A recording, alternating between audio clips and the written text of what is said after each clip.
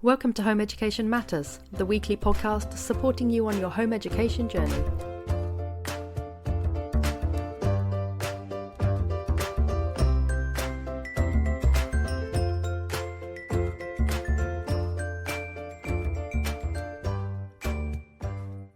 Hello and welcome to another episode of Home Education Matters, and today I'm really excited to be joined by Dr Robyn Koslowitz, who is the author of Post-Traumatic Parenting, and she is also an expert in childhood trauma and resilience. And I really wanted Dr Robyn to come on to the podcast today because we did an episode last year with Dr. Naomi Fisher about supporting your anxious child. And so I really wanted to do an episode on supporting your traumatized child. And trauma can put you as a parent in a feeling of powerlessness because you desperately want to help your child and you just don't know how to do it for the best. So I thought, well, what better idea than to bring a trauma expert onto the show, and then Robyn can talk us through the best approach when it comes to trauma and supporting your child who may have been traumatized. And so, Dr. Robyn, thank you so much for coming on. Do tell us a little bit about yourself, and then you can help guide us through the things that we need to know about trauma in children. So, hi, thank you so much for having me. And I actually did listen to that episode about educating children who are anxious, and supporting them. I thought it was excellent. So I am Dr. Robyn Koslowitz. I am a clinical psychologist, clinical child psychologist, and I am a post-traumatic parent myself. So post-traumatic parenting is really about the trauma that the parent has experienced in their life and how it sets us up as parents. Trauma can block us sometimes from being the parent we want to be. And very often, once we've undergone our post-traumatic parenting journey, trauma can inform us and transform us into the parent we wanted to be. So I actually have a lot of home educators as part of the post-traumatic parenting community. And I think this is why I remember the first time I had a mother who came into my practice and she said, my son, I feel like I am sending my son every single day into a torture zone. Like if it was a friend and they were in a job that was this toxic, I would say, quit, find another job. I don't know, just eat bread and water for a while. It's not worth it. But here I go and I send my little kid, who I love more than life itself, off into a zone where he is going to be bullied all day long. And I was bullied as a kid and I know what that's like. What am I doing? And I think I want to home educate. And she's told me I was the first mental health professional who said, okay, then home educate. Like apparently anybody else she had spoken to, like pediatrician, some of her extended family, were all very anti the idea. Like they were just categorically rejecting it without even thinking it through. What about socialization? And he's going to be a quitter. And I said to her, and some people did say to her, maybe your own experience is making you like scared of school. So therefore you're sort of like reifying his fear. You're telling him that his fear is real. And I said, what if you are the perfect person to parent this child because your experience gives you insight that no one else has? You know how terrible it is to be bullied all day, every day, and relentlessly mocked. And you just know what that feels like. And your brain, every part of you is saying, no, not putting my kid through this. It's not like it's 1982. There are online resources, like you can literally join a virtual school. It's not like you're going to have to like teach yourself how to teach math. You have so many options nowadays. Why not do it? And it's for socialization. It sounds like your son takes some lessons. I think her son was on the spectrum, somewhat neurodiverse, and he had a lot of strong interests and he was taking courses. I said, so like, that's what his courses are for. He can socialize. What do you think? Why do you think he goes to chess club? Partially to play chess and partially to play chess with other humans. So what does he need at school where the other humans are just mean to him? And she felt so validated because as a child psychologist, I wasn't just discounting the idea or saying that she's trapped in her own fears. I think she has unique insight. As a post-traumatic parent, I feel like our trauma can inform us and make us better parents if we know how to listen to it and take its messages thoughtfully and mindfully. I think what you say there is so valid because I think that a lot of the time when we're in a position where our child patently doesn't like school. Maybe they're clinging onto our legs before they go into kindergarten, or maybe they're trudging back from secondary school, refusing to talk to us when they get home. And we know as parents it's not working.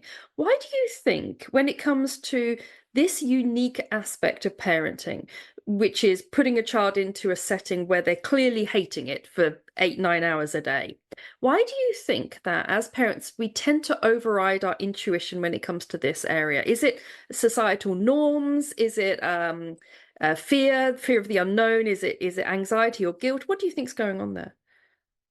I think all of those.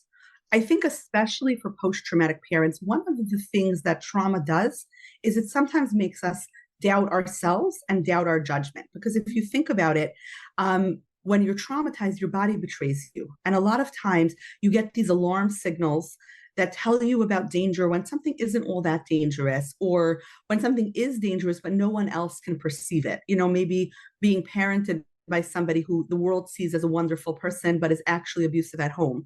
So you're terrified of that person, but everyone's like, oh, your dad, he's the nicest guy, right? Or a teacher will talk about home in these glowing terms, and that's just not the way your home life is. So your trauma confuses you because you have all these stop signals in your body, but all these start signals coming from the world. And then you don't know which parts of your gut to listen to, because we know our gut can be very, very right or very, very wrong. So how do I know when my gut is sending me a signal? For example, by nature, I am a very shy person. I am a real introvert. I was very badly bullied in elementary school. I was that kid who the popular girls knew me 5 minutes before the test because they wanted to pump my brain for information. And after that, they forgot I existed. So that's bullying, right? That's social exclusion. So by nature, I'm shy, but I have the social skills. I do public speaking all over the world. And I learned when to say to my gut, thank you, gut. You're warning me that social judgment can be really scary and dangerous. And other humans can sometimes be mean, especially other female humans sometimes can be mean. So thank you for the warning. And yet I am giving this speech today. And you can go now because I'm good. I know how to breathe, and my speech is good, and I know what I'm talking about. And if somebody is mean, I won't die. It's okay. Thanks for trying to protect me, though. Right? And I can say that to my gut. But when we're post-traumatic, we lose that ability until we've processed it. So if your gut is saying, I'm going to keep this kid home, like I can homeschool, it's possible, especially with all the technology nowadays. I can do this. But the world is yelling at you, no, especially when the world knows enough about you to say, maybe it's your own fear and you're passing your fear on to your child, right? It's very easy to get into what I call parental self-doubt syndrome. And I think that for people who've experienced trauma, it's especially difficult. But yeah, the whole purpose of the concept of being a cycle breaker, right? That like I'm not, and not only a cycle breaker, but a cycle maker. Like I am not passing this cycle down. I am not going to do to my child what was done to me, right? Means just because this is how something was always done doesn't mean it's how it always has to be done. Like that's literally the meaning of the term. But a lot of parents feel that pushback, especially like school is just like, there's oxygen and the sky is blue and school, like it's very hard to buck that kind of societal norm. As you were sort of launching into that, I actually wrote down home education as stopping generational trauma, because it felt like such a wonderful idea that actually by stepping in and saying, actually, no, I hated school and my child is hating school and I don't want that for them, that we can actually step in and put a stop to some of these generations of trauma. It sounds to me like the first piece of advice you're giving there then is to understand your own trauma background and to be aware of your nervous system and what your nervous system is telling you, and kind of befriending your intuition and recognizing when something is unsafe and needs changing, and when actually something maybe is just a trauma response in yourself. Would you say like the first thing as a parent with a child who may be experiencing trauma that we need to think about? Yes, the first thing we have to think about is there's a red flag that's coming up, and like my stomach, I have this feeling, the sense that something's very wrong. And to mark that sensation and pay attention to it. Now, sometimes as parents, we just want to close the tab in our brain and we want to solve it. So your kid comes home and says to you, the alarm bells just start ringing all over your body. And you say, what happened? And I don't know, nothing, whatever, leave me alone. I don't want to talk about it. And they go off to their room. There's that tendency to like pursue and go to their room and knock on the door. Talk to me now. But why? Because I don't want to feel this sensation of, oh my gosh, this tab is open in my brain now. Like something's happening. I want to resolve it like now. Okay. I see that tendency. I notice it. And I'm going to mindfully not. Maybe in a half hour, I'll knock on the door and say, I see something's going on. I am ready to listen when you are ready to talk. Then the hardest thing in the world, you walk away. Right? Because very often the child's not ready to process. And what will happen tends to be, especially in those situations, is they usually are ready to talk at the worst possible time. And very often it's like when you are so focused on something else, like I'm tidying up the kitchen because I'm ready to go to bed. And all of a sudden, my teenage son is in the kitchen getting in my way as I'm doing things. I'm like, oh, he's available to talk now. And sometimes, it's asynchronous because like my brain is shutting off. So we have to figure that out. Like, you know what? I'm going to go to bed a half hour later because, he and I are going to sit and talk because he's available because I'm going to put his needs ahead of my own. And sometimes my needs do take priority. I have an early morning meeting. So saying, looks like you're ready to talk. Can we tomorrow go out for coffee? And I really want to hear what's going on. Like, let's make an appointment, exactly like you would with a friend if she called and she wanted to vent. And you said, you know what? My baby just woke up. I need to feed the baby first. But tomorrow, let's get together for coffee. Because your brain can wait. And you're also modeling that to your child. I want to bring my best self to this conversation. I sometimes say to people when they want to grab me and my brain is shutting off, right now you're getting the rest of me, but I want you to get the best of me. So the best of me will be tomorrow at 4 p.m. How do you know when a child is ready to talk? Because I know that what you were saying really resonated with me, because I remember when my daughter was going through puberty and it was a rough time. It was a hormonal storm everywhere, right?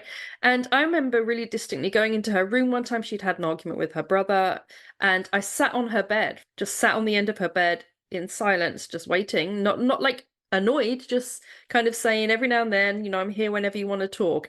And I feel like maybe I'd have been better off going and waiting for her to come to me. But I think it's really difficult to know with children when they're sending those kind of vibes. Is there something we should be looking out for? Well, I think the best way is to ask. So like days later or weeks later saying, remember that time that you were so sad and I sat on your bed? Did it feel pressuring for you that I was there, or did it feel good for you? I had a psychotherapy session sometimes. This happens all the time, but just recently I had a session where a young woman came in. She's probably I would say she's about 20. She came in and she sat, and I asked her a question and she started to cry, and she told me she hates me and she hates being in therapy because as soon as she's on her way into the office, she has to think about the bad things. And she's so mad I exist, because if I wouldn't exist, then her parents, this is how her brain is saying this, because she could just forget the bad things that happened to her. She has a trick to do that. And then she sat there and cried. And I just sat there with her. And every so often I threw out a little bit of a bit of, I'm here. This is so hard. You don't want to think about the bad thing that happened. The bad thing happened. I'm so sad that you're sad. It's okay. I can sit here and hold space with you for your sadness. And we just sat the whole time. Like once or twice I said something. And months later, she told me that was the session where she decided to do the work of therapy, that us sitting in silence was valuable. But in a different, very similar situation, a mother called me up about her teenager and said, you just sat there silently with her for an hour? How do you call that therapy? And, sometimes that's the entry to therapy. But sometimes asking someone, last week when you were crying, did you want me to offer you a tissue, or would you have preferred I sit silently? What did you need from me then? And then I learned. Humans are always learning from each other how to treat each other. So your daughter might have perceived that as the most accepting, loving thing. She might have perceived it as pressure. The way you know is you ask, and then you're like, okay. But another thing that I have learned how to do in my post-traumatic parenting journey is not so much scheduling talks, but scheduling activities and situations where the availability to talk if you need to is there. I have a lot of my children tend to talk, open up, share the most during shoulder to shoulder activities. Like we're working on a puzzle together, we're crafting together, we're baking together. One of my daughters, I used to take her on walks. We would just walk around the neighborhood and we had it scheduled. And sometimes we talked about nothing too important. And sometimes we had these deep talks about something that had been bothering her for weeks. And it's like her brain knew that, okay, soon we'll be going on a walk. There won't be any of the other children around. It's private. We're moving together, which enhances a sense of attunement. Like my body is moving with your body. Like that's why dance can be so healing, right? Because our bodies are moving together. So I feel very connected to you. So that's what I have the opportunity to bring up this conversation. So my availability is there. Even if that particular time we went shopping, we went to the grocery store together and we didn't talk about anything in particular that's important, that's okay because the child knows, like every Tuesday we go on errands together. So in the car, if I want to, I can bring this thing up. Yeah, I think having scheduled conversations is so helpful for couples, for families. I think it's really good because, like you say, it allows the person to think, I will get that space and time to talk about this. And they can plan in advance and think, okay, yeah, this is how I'm going to say it. This is what I want to talk about. My children and I always have these kind of conversations in the car. And I think there's something about everybody not looking at each other almost, but being together, everyone looking in the same direction, but not at each other helps. And my co-host on this podcast for our first year of doing it, she actually does walking therapy where she walks with her clients and they do therapy sessions as they're walking. And it's such a lovely idea, I think, because like you say, there is something very liberating about not actually having to eyeball somebody, which is perhaps where, I don't know, I'm throwing this out there, but it's perhaps where this real classic kind of psychiatrist behind the person who's lying down on the sofa, because I'm guessing you're not actually looking straight at each other. Okay, so before we talk about the warning signs and the things to look out for, if you think your child might be experiencing trauma, or if you think you may have experienced trauma and perhaps you're suppressing it, I wanted to very quickly ask you, before we moved on to that, what you were suggesting there about making time to have conversations, checking in and asking how they felt about things. I know that for a lot of my British listeners, this sounds terrifying, right? Really scary. Okay. Like having these conversations, very scary. Having conversations where you sit down with your children and you're like, how did that make you feel when that happened? I mean, we run a million miles from this. We will build castles rather than have these conversations. So do you have any advice just for how to get comfortable yourself with having those conversations with your children? So I have two pieces of advice. First of all, it's a really good idea to sometimes have talks about talks, meaning saying and setting the expectation. We do this in therapy, right? Especially in the United States, where that's all this like informed consent before therapy. Like therapy may make you feel feelings, and that may feel unpleasant. Like we have to give them all these warnings. So sometimes having a conversation with kids about I want to start having these talks, and it's going to feel uncomfortable at first. Let's understand sort of the ground rules. Like, for example, if we're going to be having a deep talk about something, I want you to know that I will never, like when they arrest you and they say, like be warned that anything you say can be used against you in a court of law, or whatever the British version of that is. I will never hold what you say against you in these talks in a court of law. You are allowed to tell me how annoying you find me. And I am not going to be that passive aggressive mother who next week is like, well, I know, but I'm annoying. So, I'm not going to use that against you. You need to know that. You need to know, how do you want to handle it if you're really feeling very emotional about something? Should I back off? Should I move in? Like, you have a lot of conversation. The best talks are talks about talks until we're ready to start the talks. When I do family therapy, we might have 3 or 4 weeks of preparatory sessions laying out the ground rules to make this a safe space to talk, because otherwise no one's going to bring anything up. But yes, there's also, by the way, it's the British cultural part, but then there's probably also the like teenage male part. Like, mom, that's so cringe. How do I feel about it? Sounds like you feel annoyed right now that I said the word feeling, right? Like that kind of, that kind of like, there's also a cultural divide between sometimes like teenagers and adults, between males and females. So sometimes it's a matter of, you know, yeah, I get it. It's uncomfortable. And yeah, let's try it anyway, because there's so much power to be had. And when it starts feeling uncomfortable, we can stop. I have this like I feel like it's a super obvious thing that I do with a lot of the parents of my patients where communication really has broken down. And once we've facilitated communicating in session, where, for example, this one mother and her daughter who have a very fraught relationship, the daughter has trying to remember what the interest is. She has a specific interest. Let's pretend it's rock climbing. And there's like a climbing gym that's 30 minutes away from their home. And I suggested to the mom, you drive her there. And on the way, the two of you pick one complicated thing to talk about that you're going to talk about, thresh out, and somewhat come to a resolution, or at least, okay, this is a good place to put a pin in this conversation. And then we go into the climbing gym.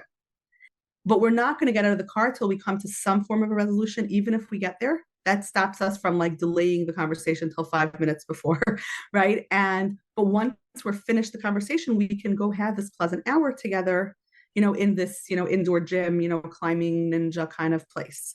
So we're going to go in once we've finished talking about it. So there's something about scheduling it, even when it's hard and even when it's scary, that you're modeling for the child, like, your fear doesn't scare me. Your discomfort doesn't make me uncomfortable.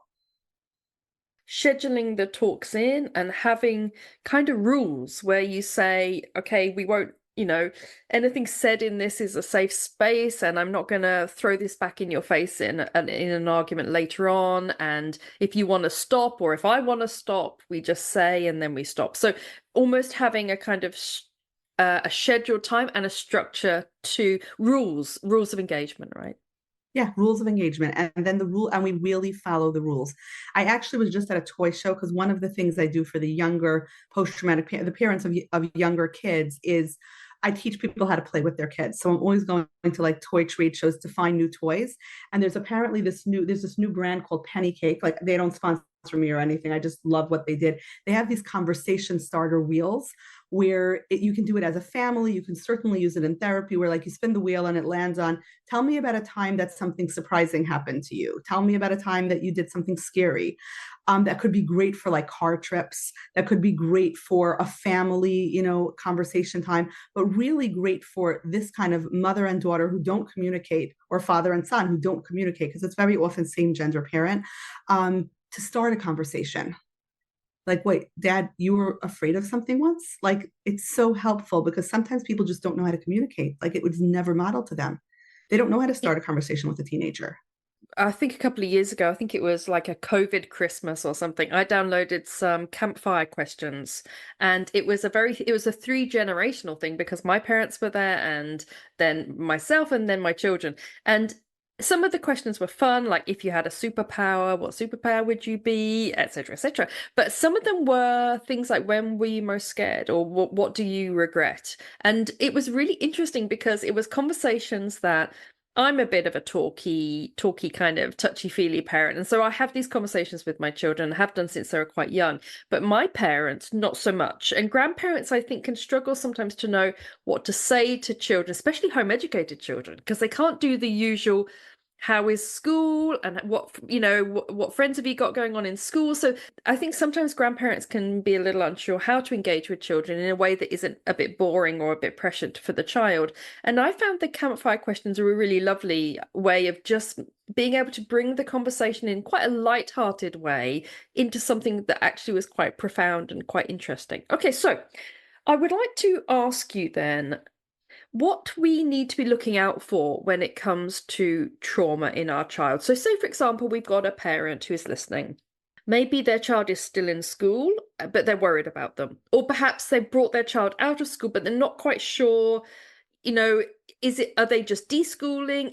Is the child traumatized? Is this something they need to worry about? Or is this just is maybe they're tired, or they're just sort of adapting to the change in lifestyle? So what would you say that as parents we need to be looking out for in children when it comes to trauma? So I think it's such a good question because I think a lot of parents would love a list of symptoms, like a checklist. But here's what you need to know about trauma. First of all, let's understand that trauma simply means an experience that's too big for your brain to metabolize. If you go through something and it's like, what just happened? Like it's too much, too big, too loud, too scary, you're traumatized. So a lot of times people about their own traumas, they ask themselves like, am I really traumatized by that? Am I not? How do I know? If it was too big for your brain, you're traumatized. Congratulations. Like that's all you need to know. That's it. You won the lottery. It's fine. Because otherwise parents, they sit and they ask themselves, if your child went through something that is too big for their brain to metabolize, they are either traumatized now or they will become traumatized in the future when their brain catches up to what happened. Because I always say trauma happens in the future, not the past. People think of trauma like it's a reaction to a past event. And so they think of it as something that happened in the past, like a wound that you're recovering from. But sometimes trauma is actually several stations down the line from you. For example, a child who loses a parent when they're very young, and their brain can't really comprehend the permanence of death and what it means and the magnitude of the loss. And they seem fine. But then, like 7 years later, you're suddenly looking at all these symptoms and you're not relating it back to like that trauma that happened 7 years ago because it must be something that happened now. But now they get it. So now they're traumatized. And a lot of times trauma happens when your brain can comprehend that it was traumatized. Like when you burn yourself, sometimes you don't feel the pain right away. It's the same thing. So sadly, there isn't a list of symptoms, right? Because like I said, it might not have happened yet. What you were talking about maybe it's just a temporary adjustment, like that's sort of what we call an adjustment disorder, right? Where it's just an adjustment. It's a hard adjustment. Human brains have a hard time dealing with transitions or new situations, and that's normal. And when it's not normal is when it persists. So what we're looking for, first of all, we are always in psychology looking for dramatic sudden changes. We're always concerned when somebody has reached the developmental stage and then they lose it, like a child who, is dry at night suddenly starts bedwetting. If a child was always sociable, friendly, part of the family, and suddenly they're isolating in their room for long periods, those are the kind of things that are going to raise alarm bells in our heads. Something is going on. And our job is not to be intrusive, but to keep throwing out bids because I want to hear, I want to know, and to somewhat be a detective of like, well, what is going on or what did go on? Is this an anniversary of something? Is this a time that a certain loss, is magnified?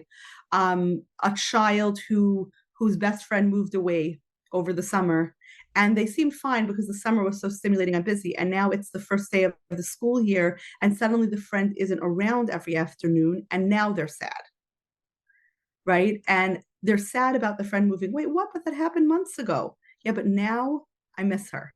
Like now she's not here because over the summer I was away, we were traveling, we were doing things. Now is when the loss is suddenly hitting me. So think in terms of when you're looking at like what's going on for my child now, you also have to think in terms of historical events. You can't just think like what happened last. Maybe they're still mad about that fight we had last night over taking out the garbage. It may be something deeper or longer that is finally now bubbling to the surface. But also keep in mind the same is true for your own trauma. A lot of adults, especially post-traumatic parents, sometimes we fully experience the trauma that we experience when our children, for example, reach the same age that we were, because you suddenly realize how young that is, or what the child didn't get, what you as a child didn't get. So when you're providing your child with, 3 meals a day and predictable food and a normative home where like things are clean and there's clothing and there's heating and then you look at your 6-year-old who takes for granted that there's food on the table And you think, wow, 6 is young to be worried about where your next meal is going to be coming from. Sometimes that's when the trauma hits you. So for ourselves, that's how we want to mark it. But the more self-aware we are, the more other-aware we are. So you are the best instrument to figure your child out, but you have to be self-aware first. So it sounds like what you're looking for are persistent behavior changes that can't be easily explained. And I'm assuming that, I mean, for those of us that have teenagers, how does one differentiate between a child who may be experiencing trauma, as particularly kind of jet lag trauma, if you like, and a child who's just kind of having those kind of teenage hormonal changes?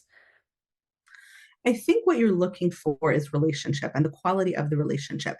Because if you have a teenager and it's the hormonal changes, what you're going to see, the normative hormonal changes, you're just going to see more irritability, more moodiness, more snapping at you.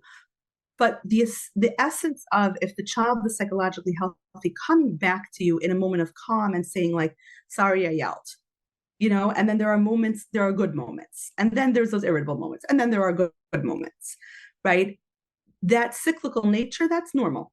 That's just a teenager being a teenager and learning, because suddenly what happens in adolescence is the entire the emotional centers of your brain mature by the time within adolescence. So those centers of your brain are really good and they're doing their job fully and well, your limbic system, but the frontal lobes mature at 21. So there's a gap where you have all of the emotions, you got this powerful engine, but you don't have brakes. And that's normal. That's called being a teenager. It's a wonderful time. Dan Siegel has a wonderful book about adolescence where it's this wonderful time of neural reorganization where they can discover their passions and they can really figure out who they want to be in life. And that's why their brains are doing that, because they need to differentiate and create an identity. But they don't yet have the breaks as much. So you're looking for that outbursts and then coming back and trying to repair it. That's a healthy teenager. Right? A fight between two siblings that spills over into the parent, healthy, normal teenager. That's totally normal. Mom, you raised the most horrible sister in the world. She went into my room and stole my sweater again. You're raising a felon. Like that kind of like a disrespectful yelling that a parent might see. That's disrespectful. If I spoke that way to my mother, what would have happened to me, right? That kind of just like yelling and outburst. But then that night, the child is lovely and she's back to herself. And maybe she apologizes, or maybe she's just apologizing by being lovely that night. Right? But when that kind of sustained irritability, anger, and I don't want to talk about it persists for weeks on end, we have to do something about it. Because then that's telling us, oh, something else is going on here.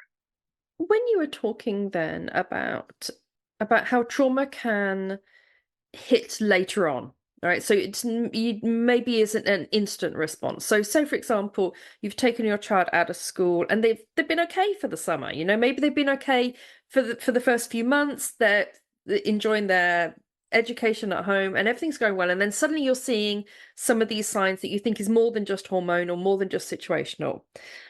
Is there an argument for, if you don't make a big deal about the trauma, if you as a parent deal with it in a very light way, kind of not exactly jokey, but just don't see it as a big issue and glide over it, that your child will then almost not see it as a trauma and it won't hit later? Or in contrast to that, are you likely to be just basically storing it all up for much, much later and have to pay their therapy bills when they're in their 20s? So I think this is where we have really had a seismic shift in how we talk to kids about difficult experiences they've been through. Certainly, and this may be a British American divide, but like the whole British ideal of like that stiff upper lip and keep on carrying on and all of that.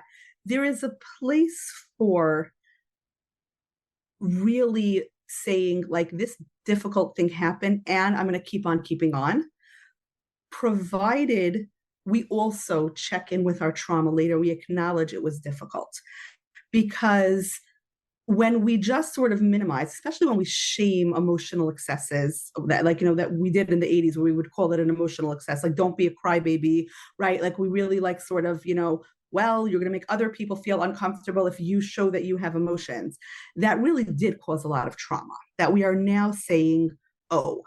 On the other hand, it is always good to inject lightness, humor, a positive sense of we can get through this into anything a child is going through, while still acknowledging that it's difficult, right? So saying like, say, and also that acknowledgement of this was hard. It was really hard. And I see you and I see how it was hard. And simply like sort of putting that out there and then continuing to joke and make it fun, right?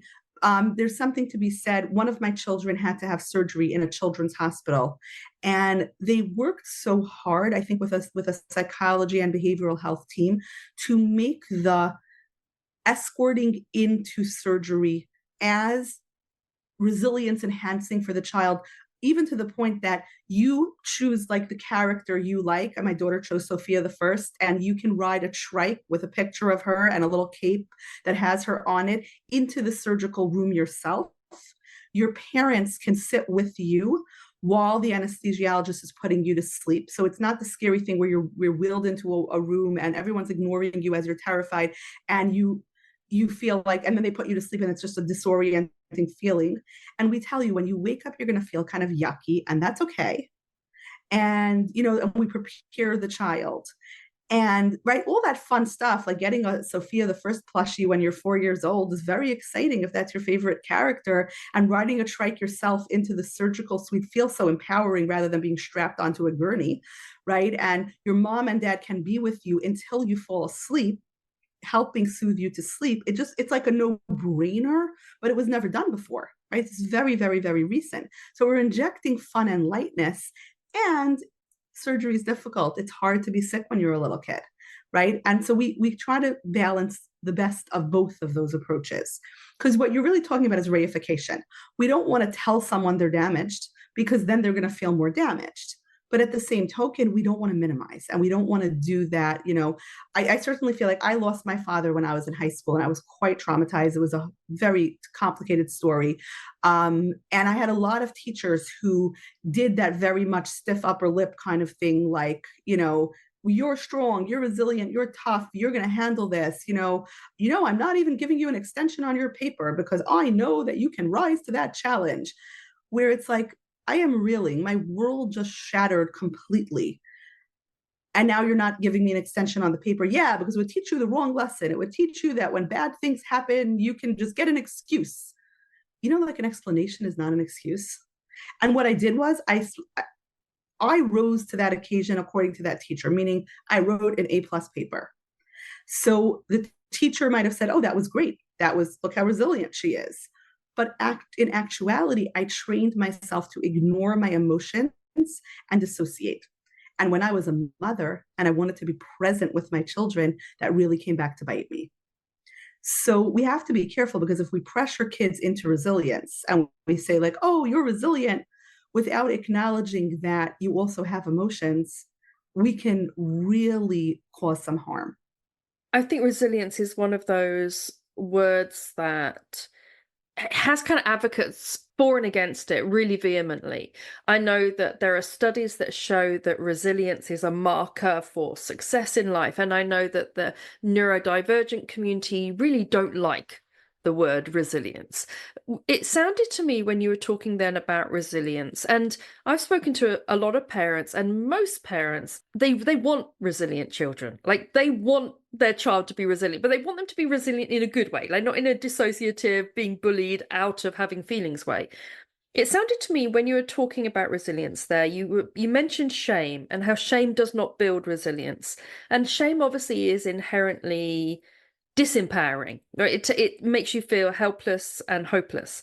And then when you were talking about your daughter sort of triking into surgery on her little trike, that's all about empowerment. And so I'm guessing for you that the key to resilience, or building resilience in your child, whether they've been traumatized or not, is about shifting from shame and helplessness to empowerment and autonomy. Would that be fair? Yes.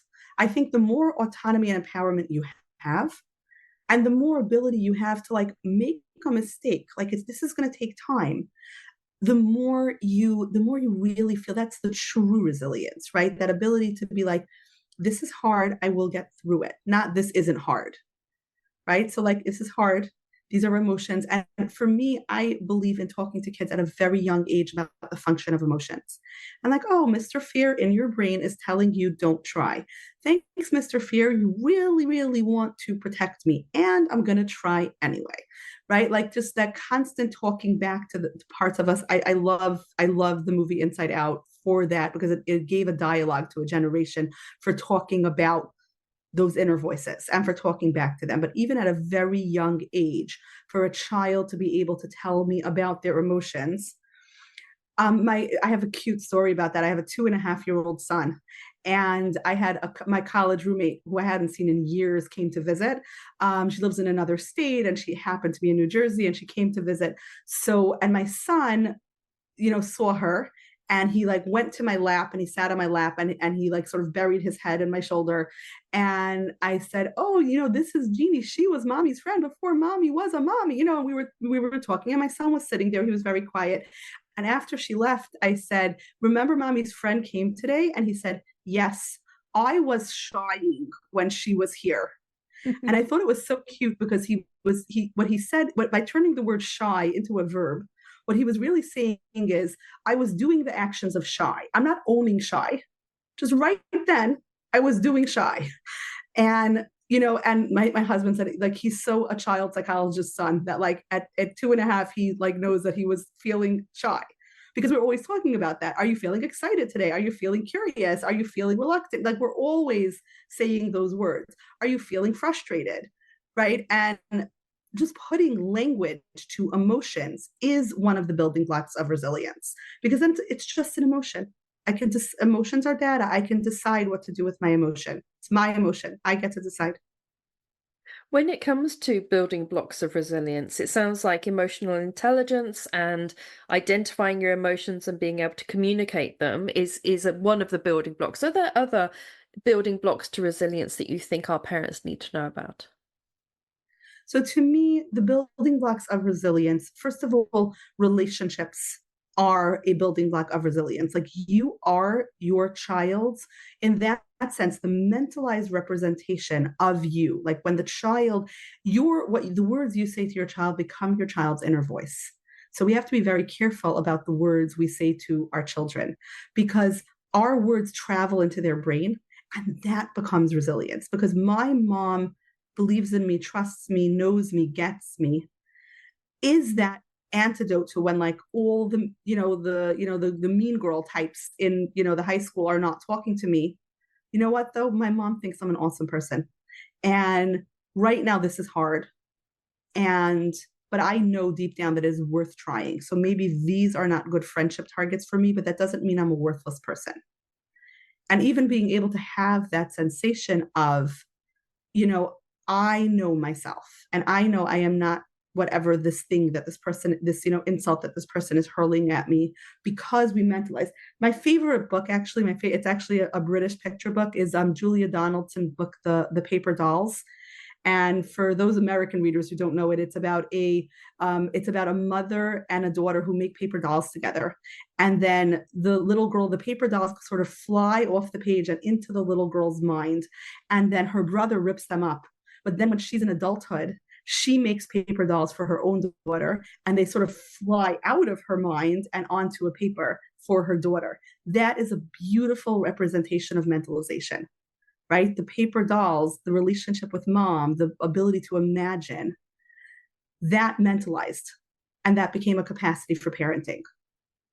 So when it comes to modeling, and becoming that inner voice for your child that is affirming and empowering, particularly as they get older. And I work with clients, and I'm sure you do too, and they have these very critical inner voices. And when you actually drill down and ask them a few more questions, it's their mother's voice they're hearing, and that's so common. And it always breaks my heart a little bit when you hear that. Yeah. And I always think, okay, like let's be the generation that doesn't do this, right? Where people don't Yeah. hear this kind of critical parental voice. But what about the parent who is suffering from trauma and who may find in their children's reactions a trigger for their own trauma? It can be very difficult then to be this calm, compassionate, affirming voice. Yeah. Because what happens is in the book, I talk a lot about a trauma app that develops when we're traumatized to restore a sense of safety in the world. And once we have that trauma app, very often what happens is the trauma app wants to parent our children instead of us parenting our children. So the trauma app might have decided that my mom spoke to me that way, and that was a good thing because I can't accept that my mom speaking to me that way was an abusive thing. So, and she was doing that to protect me because if I would be whiny, people wouldn't like me. So now my daughter is whiny.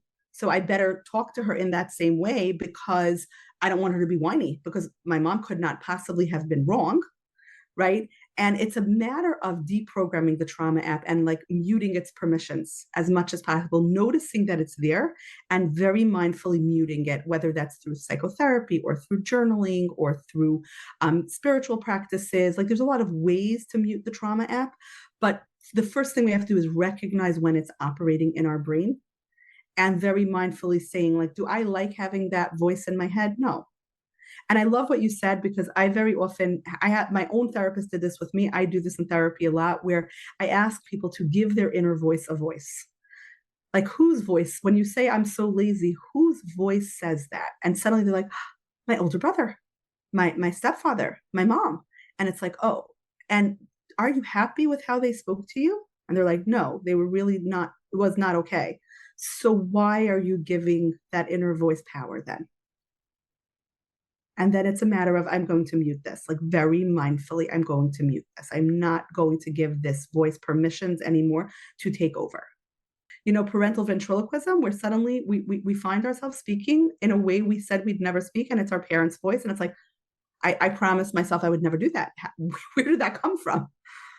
When I do that with my children, I do it in a really jokey way, like a satirical way. Like my daughter got out of bed this morning and it was 10 past noon, and so I was able to really knowingly go afternoon, which was of course the kind of thing that was said all the time when I was young.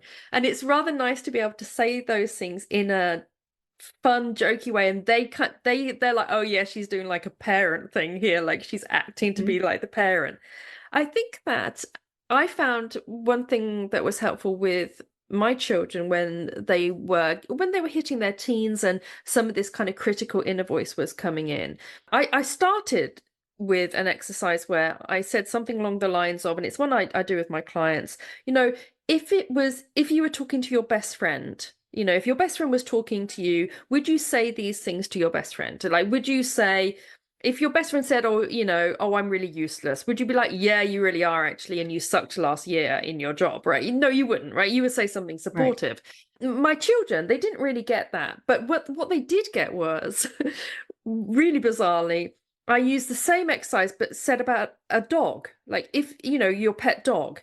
And I said, would you sit here? Because we have quite a big dog. And I said, would you sit there with your arm around the dog? And would you say, God, you're really ugly.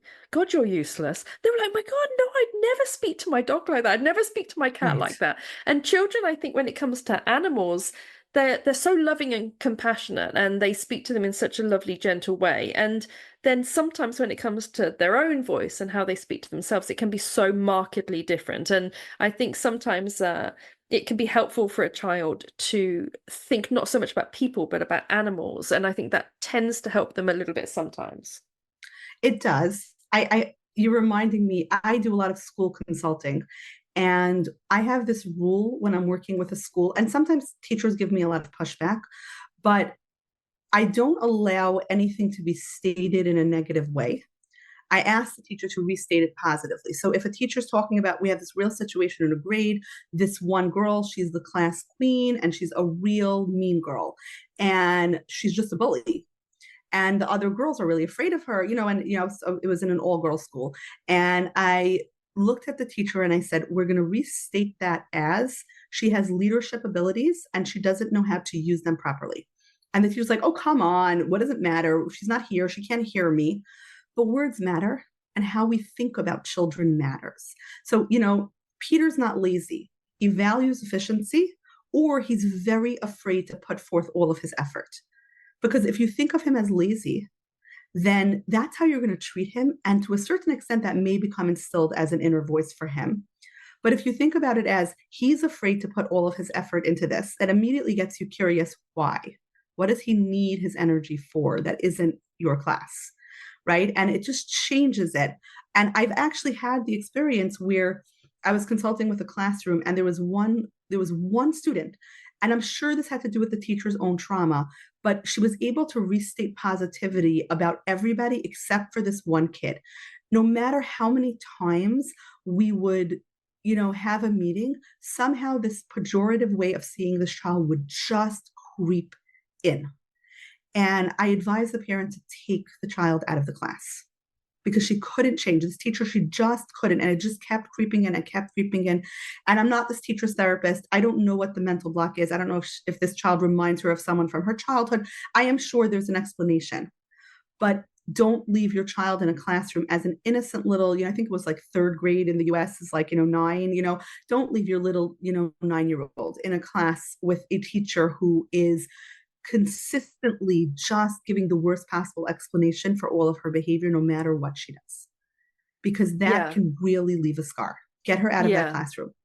And I think actually, right at the start of this show, and you said about how one of your clients said that they wanted to take their child out of school, and you were like, yeah, home educate your child, and how unusual she found that. And there's no doubt that people can have a kind of negative idea about taking your child out of a difficult school experience. But I think if the child is being exposed to a lot of that kind of pejorative speaking or a lot of negative interpretations about their actions, it can form part of their identity and part of their self-belief. So it sounds to me like one of your tips for how we communicate with our child in a way that makes them feel resilient and helps them work through trauma is to emphasize their positive characteristics or emphasize their behavior, kind of flip the narrative on their behavior and make it sound like it's a positive, or see it as a positive. Are there other tips that you would give us when it comes to how we communicate with our child? I think it's more that we communicate with our child than how we communicate. I mean, how is very important, but the fact is that we have to communicate with our children. And we have to be willing to have the difficult conversations, and we have to be willing to hear feedback, because we know that it's not the rupture, it's the repair. It's okay for a kid to come and say, that really hurt me. I didn't like when you made that joke. Because sometimes we go too far. We say something and it comes out with more force, or it hits a sore toe. And we didn't know. And to be able to say, I didn't know that.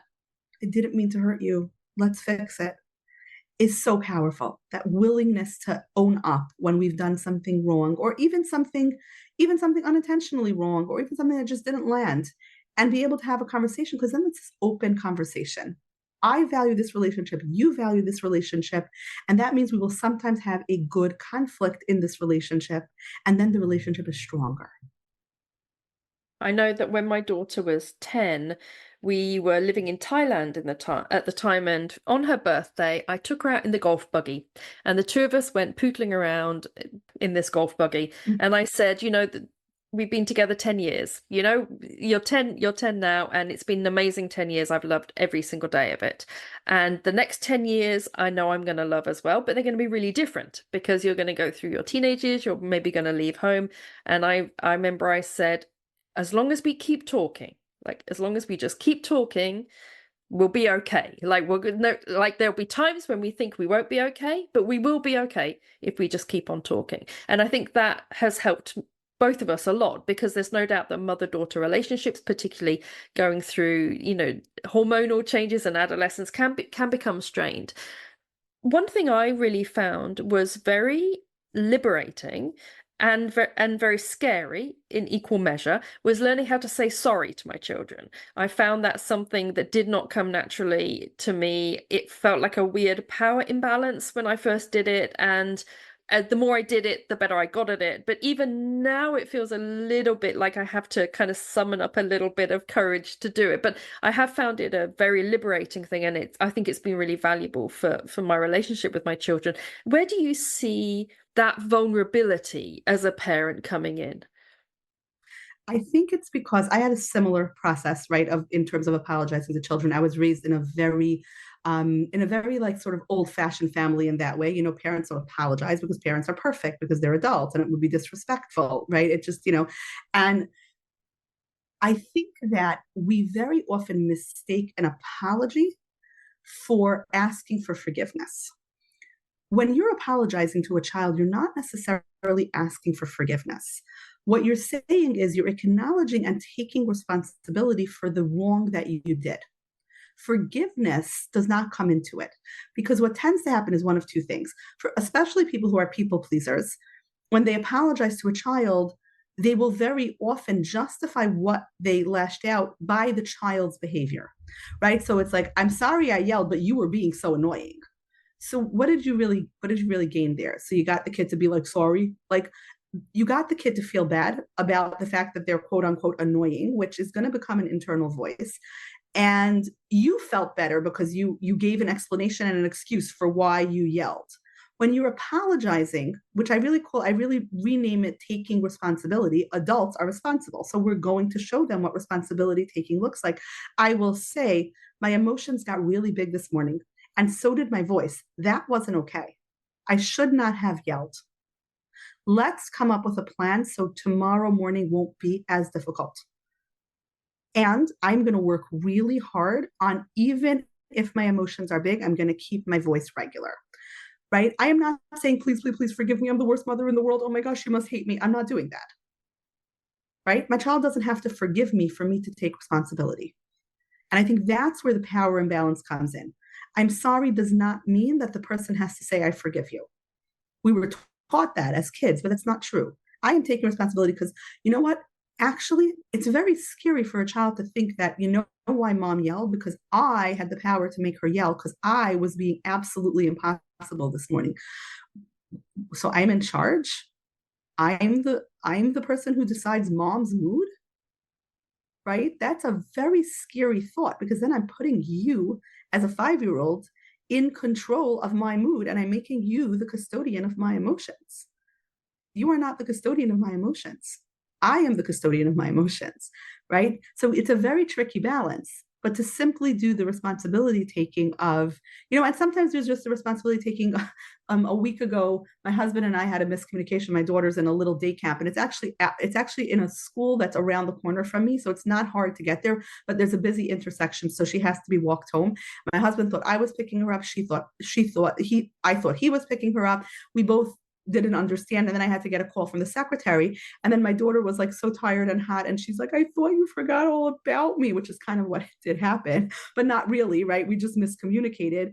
You do want to do the I'm terrible, I'm awful, I'm the worst mother in the world, I'm going to buy you 16 ice cream cones, right? To do the that was a real miscommunication, and we are going to close the hole of miscommunication. So in the future, we're going to make it very clear who picks you up which day.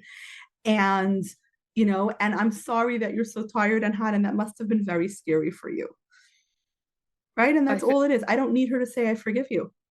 I think that that contextualizing of a sorry with your own emotions, I think, is really important. I found that it helped me with the apologies to be able to look into myself and work out what was happening for me and be able to communicate it to my children so they could see me taking responsibility for effects of behaviors that I had or things that were going on for me, and then saying I'm gonna do better next time. Like I've learned from this. When I'm tired and I haven't had my cup of coffee, and all these things conspire at the same time, this tends to make me snappy. I'm going to learn from this. In this conversation that we've had today so far, there are going to be parents listening that are thinking, but where is the parenting here? Like, where is the safe structure that you're giving your child? Where is the discipline that allows them to know that there is containment? Where is the person who is in charge who says, it's okay, I've got this isn't going to happen again? Or where is the sort of the person taking the lead? Is that needed? Can it be a completely equitable, egalitarian kind of role, or do you need to step in and say, yes, you had a difficult traumatic experience, I'm here now, I'm dealing with it for you? So in the book, I have a proposal that I call this R2 parenting, responsive and responsible parenting, because I think that, we've very much, there's a lot of information online about, gentle parenting, conscious parenting, all these approaches. Sometimes parents misunderstand that as permissive parenting. And they see it as, if I say to my child that we need to go now and my child says no, then I just have to like do that. And too bad we missed the dentist appointment because my kid's going to be upset otherwise. Without understanding that there's two sides to the equation. We start with responsive. I know nobody wants to go to the dentist. It is not fun to go to the dentist. You really don't want to switch from watching cartoons, which is as fun as can be, to getting your tooth drilled. I get that.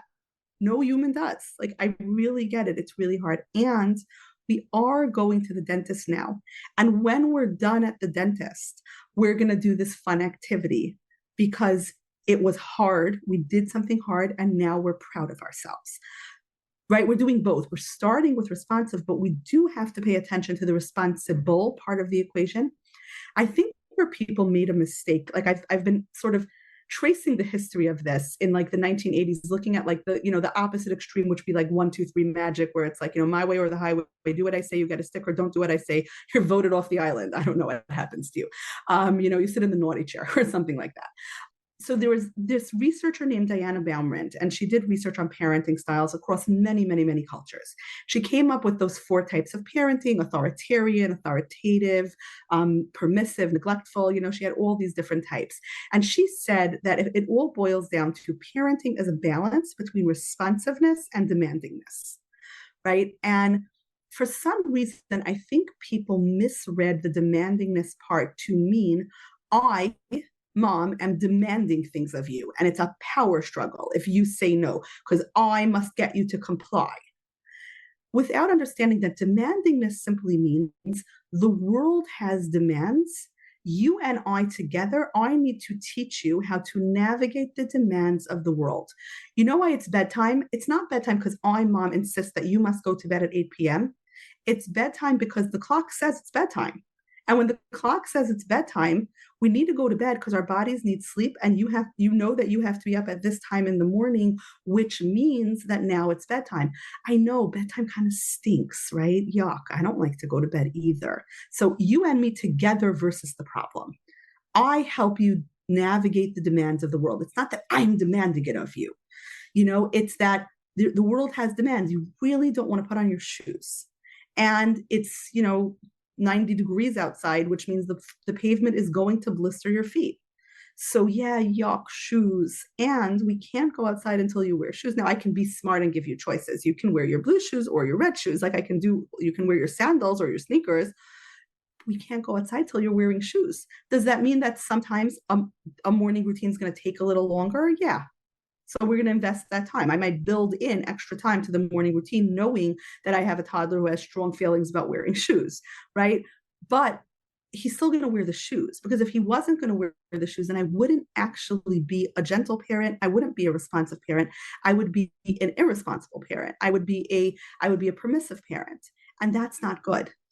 But when we look at demandingness as it's not me doing the demanding, it's you and me together, kid, versus the big, scary problem that is this type of math that is hard to master, right? Not you will obey me and sit down and do your algebra right now, but like you and me together we will do battle with the algebra monster and we will emerge victorious, right? Because not necessarily that I'm going to do the algebra with you even, but just like, yeah, it's so hard to do your algebra homework. And when you're done, I can't wait till you come and show it to me. And I will be so impressed and so happy, and I will celebrate together with you. Like that's you and me waging battle together.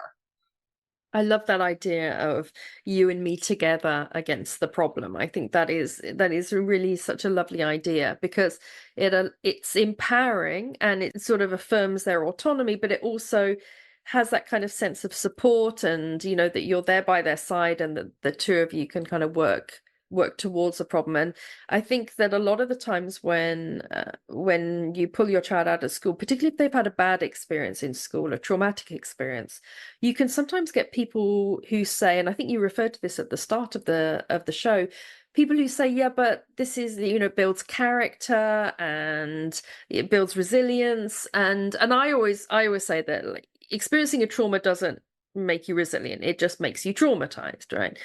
And I think what you're saying there about the two of you facing the problem together allows you to look at this big scary trauma and say, okay, let's be aware that it happened. Like, let's not deny that it happened. Let's validate it and communicate about it in a way that allows emotional intelligence, and it allows us to talk about our emotions, and allows us to maybe schedule in these conversations, or maybe tackle them sort of gradually over time. But also, the two of you are a team. So it's not necessarily that you are unpacking their trauma for them or resolving their trauma for them, but you're there with them on the journey. Yeah. Manageable, tolerable, slightly too difficult challenges build resilience. When a challenge is way too much, it does not build resilience. Sometimes it builds dissociative coping, but it doesn't build resilience. So, like, when someone says that, I just laugh, because yes, school could be one way to build character, but there are many ways to build character. I can enroll him in a karate class and he can build character by learning more and more difficult, moves, and he's also with other children, so there's socialization needs, and that will build character. Why does he have to spend 8 hours a day with people who are mean to him when he can build character in 1 hour a day, right? Like, just because it's how it always was done doesn't mean it's how it always has to be, and it doesn't mean that it's the only way to do that. You're correct. What I like to say in those situations is, I like to join with that person who's really, I like to yes and them. You are right. It is so important to build his character. And so I am looking for opportunities to do that. That isn't school. Like, I'm agreeing with you. And yeah, absolutely. So your book is post-traumatic parenting, and I'm guessing that the main focus of that is as a parent working through your own trauma history. So before we finish, I know that a lot of the podcasts we've been talking about a child who may be traumatized, and that you as a parent are working through it. And we referred occasionally to your own trauma history. But could you give our listeners a little idea about what you write about in your book? Is it a book for somebody who knows that they experienced a trauma and wants to work through it? Or is it a book for everybody because everybody realistically has experienced traumas? I mean, what sort of an audience is it for? And can you give us an idea of the sort of things that you cover in your book?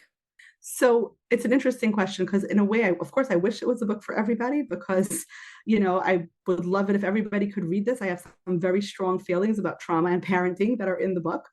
But I think it is a book for people who are either aware they experienced trauma and don't know how it's going to impact their parenting, or perhaps they experienced recent trauma and they're so depleted that they know that they can't quite approach parenting from a place of health, and they want to restore that, because it's sometimes about your childhood traumas, it's sometimes about recent traumas. I mean, I think there's a case to be made that, like, after COVID, we're all post-traumatic parents because the world experienced something unprecedented. So really, the book is the book that I would have needed 26 years ago when I became a mom. Because when I became a mom, I was a graduate student, and I was, studying child development at the time, and studying clinical child psychology. And when I gave birth to my daughter, I remember the nurses asking me, like, "Oh, what do you do?" And I said, "Oh, so I am in NYU, and I'm studying, clinical child psychology and child development." And one nurse said to me, "Oh, your baby's so lucky. She's being raised by a child development expert. What could be better?"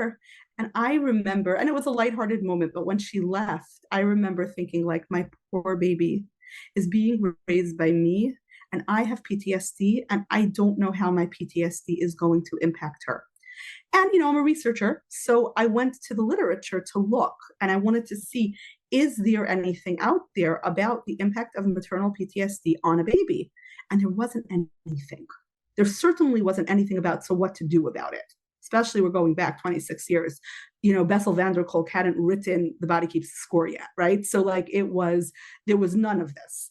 And I just had this awful fear that like my damage was going to damage her, but I didn't quite know how. And so then I realized I was on this journey. And one of the things that I do because of my trauma, and I think it's a lot to do with my educational experiences, is I dissociate when I'm stressed out. And I can dissociate and I can hyper-focus for hours. It's what made me be very effective, like in the psych ER, because I could be talking to people who are really scary, but I'm fine. Like in a crisis, I am cool as a cucumber. I feel nothing. And having to do with, being raised with a very ill parent and, all of the traumas that I went through, and forcing myself to like still study and get my straight hundreds and my straight A's, even though I was feeling all sorts of emotions. And when my son, my son is a couple of years younger than my daughter, when he was about 10 years old, he said to me, "Mommy, where do you go when you go away behind your eyes? Sometimes you're talking to me, but you're not, and you're talking to me, but you're not there." And he started to cry. So I realized this was really painful for him. Mm. And it was such a wake-up call, because I remember thinking like, oh, like no one can ever tell when I'm dissociated. Like I can get up and like present research at a conference, fully dissociated state. And people will constantly talk about how present I seem. And I'm not. But my son gets it. And now I know this is how my damage is going to damage my kids. Like he wants me. But then I was terrified, because I knew that a good mom doesn't yell. And I knew that if I would stop dissociating, I would just like feel all my emotions, and then I would be stressed out all the time. And that wouldn't be good either.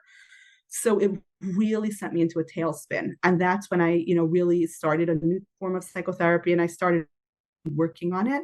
And that was the genesis for the book, because there's a lot of post-traumatic parents who the tools that helped you survive, they don't help you thrive. And parenting is all about thriving and teaching our kids to thrive. So it's for any parent who says like, I know how to deal with trauma. Like I'm a people pleaser. So I was bullied. So I am like such a people pleaser. But if I say yes to my boss and I promise my kids I'd be home on time today, it means I'm saying no to my kids. I can't make my boss and my kids happy at the same time. Oh my gosh, what do I do? And then it's panic inducing. So that's where this book comes in, because your trauma survival tools will block you from parenting every day. Like they will absolutely stop you from parenting the way you want to parent. So you have to learn how to repurpose them and really get back in touch with yourself so that you can bring yourself to parenting, because you don't want the algorithm in your brain parenting your kids. You want to parent your kids.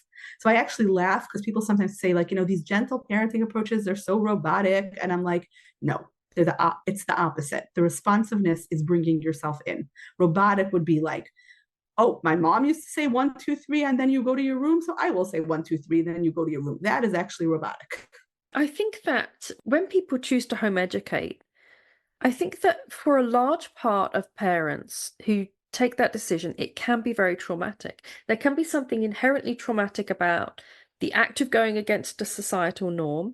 There can be traumas involved around your family, wider family, disapproval, not being understood by your friends. I think there can be traumas inherent around your child and your child's experience. I think there can be traumas around guilt, about perhaps you left your child in too long. And I think there can then be traumas around a feeling of that you're solely responsible, and that can be very, very scary. And so I think that for a lot of parents, really, I would say the majority, choosing to home educate itself is a trauma. And it's something that I think in the home educating community, we don't acknowledge enough how difficult that decision can be and how difficult it can be then to live with it. Not because it's the wrong decision, quite the opposite. I'm a massive advocate for home education, but it's because it is a scary, big, scary decision. And big, scary decisions, even the right big, scary decisions, can be quite traumatic to take. Yeah, well, I mean, giving birth is traumatic, right? Even if it's what you wanted and a baby that is very wanted and something that you chose to do, it still is traumatic and overwhelming. I think anything that's big can be traumatic. And I think that you're right, that there's probably a lot of home educators who start feeling the impact of the trauma aspect of the decision perhaps a year or two later. Like at first, the adrenaline of the fight, like I have to like fight with the school board, and I'm going against the school, and I'm going against society, and my mother-in-law is so judgmental, right? Then the fight sort of ends. Maybe your mother-in-law comes around, or maybe she just like realizes that she could yell all day long, but you're not changing. And you're not fighting anybody anymore. And it's suddenly like, oh my gosh, what just happened? This was hard. And you're right. We sometimes conflate feeling traumatized by something with the wrong decision. You can feel traumatized by something and it was the absolute right decision, right? Like in some ways, when I finish writing this book, I am going to have to process the trauma that was the experience of, number one, opening up my own story and putting it on a page for anybody to read. Because in the book, it's not a memoir, but it's prescriptive and descriptive. So I do use my own experience. Like that story about my son is in the book. People might judge that. People might read that and have all sorts of judgments. So even choosing which words to use as I recount that story felt very big, right? When I finish writing this book, yeah, I'm going to have to sit and process and be like, oh my gosh, what just happened? And sort of, process that trauma. But yeah, it's a trauma. But trauma is also the opportunity for neural rewiring. It's an opportunity for new growth. So saying, yeah, I'm overwhelmed. And sometimes also giving yourself a day or two to feel traumatized, like to reel, like to just be like, okay, I'm just going to be reeling for 3 days. So like we're eating takeout food and I am, reading cozy mysteries and, like not cleaning the house, like I'm giving myself 3 days or a week or whatever it is to really just feel it. And now I'm going to start moving through it is really, really, really helpful. But I think we really have to reiterate that point that just because something was traumatic doesn't mean it was the wrong decision. Yeah, absolutely. I think that that is such good advice to allow yourself to take some time in the trauma before you try to move yourself out of the trauma. Just to take some time, binge watch Bridgerton, whatever it takes, and then be like, okay, now I can start the process of working through it. So for those of us that would like to, follow you on social media or find out a little bit more about what you do, is your book Post-Traumatic Parenting out yet? And where can any of our listeners find you on social media if they wanted to? So the book is forthcoming from Broadleaf. It's going to be out in 2025. And so, yeah, we are looking eagerly forward to launching that. People can find me in a lot of places. On Instagram, that's kind of where the post-traumatic parenting community hangs out. They can find me at Dr Koslowitz Psychology.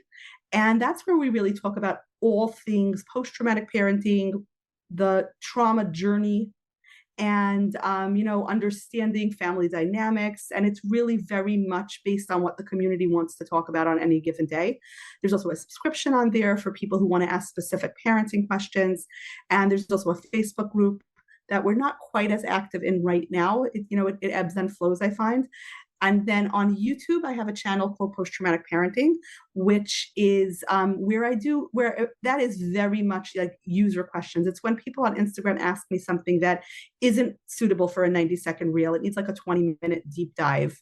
Like recently, a post-traumatic parent, messaged me in a panic that she was using baby talk with her baby, and her mother-in-law said that baby talk trains babies' brains to not process language well, which is, what we thought in the 50s, I think. And, she was all, shaken up. So I shot a video explaining the research that actually baby talk is extremely beneficial for babies. So that's where I answer questions like that. My kid is very, disruptive at home. What should I do about it? We're like, let's reformulate that as he's a scientist, and let's understand, 15 toys you can play with him to help him with that. So that's where the YouTube is for. I also have a podcast called Post-Traumatic Parenting, where I interview experts on trauma or parenting, and, just people who have really wise insight into this field. And on, I believe, my website, which is drrobynkoslowitz.com, there's a way to sign up for the newsletter, where I send out a weekly newsletter about post-traumatic parenting and, the news of the book and what's happening. And also there is a Psychology Today blog called Targeted Parenting that people can find. So lots of ways to find me. That's fabulous. And it is so refreshing to have somebody coming on the podcast who isn't from a home educating background, but is so positive and open to it as a choice, because so often I think as a home educator, you can feel a little bit like at the best you're being tolerated and at the worst you're being judged. And it's really lovely to have you come on here and to give your advice to us as home educators, and but also to do so in such a welcoming and inclusive way. So I want to on that note, I really want to thank you for that, because it really makes a difference to us as home educators. But Robyn, thank you so much for coming on the podcast. It's really been fascinating to talk about trauma, both in our children and in ourselves. And I'm sure there'll be people who'll be winging their way over to your Instagram. I know I'm going to. So thank you so much for coming on the podcast today. It's been really lovely talking to you. Thank you so much for having me. I have to say, there are a lot of home educators in the post-traumatic parenting community, and I think it's because one thing our trauma does when we've processed it properly is it gives us the courage to think disruptively and do things differently. Because, like, I've been traumatized, so the usual didn't work for me. So I'm willing to try something that, other people are yelling, no, no, no, no, no about. I think in that way, instead of feeling damaged by our damage, we have to feel liberated and empowered by our damage, because it's what gives us the courage to do what we know is right for our kids. Home education is social disruption. I love that. I love that so much. Thank you, Robyn. It's been lovely having you on today. Thank you. Thank you so much for joining us for today's Home Education Matters podcast. See you at the next one. Have a lovely day.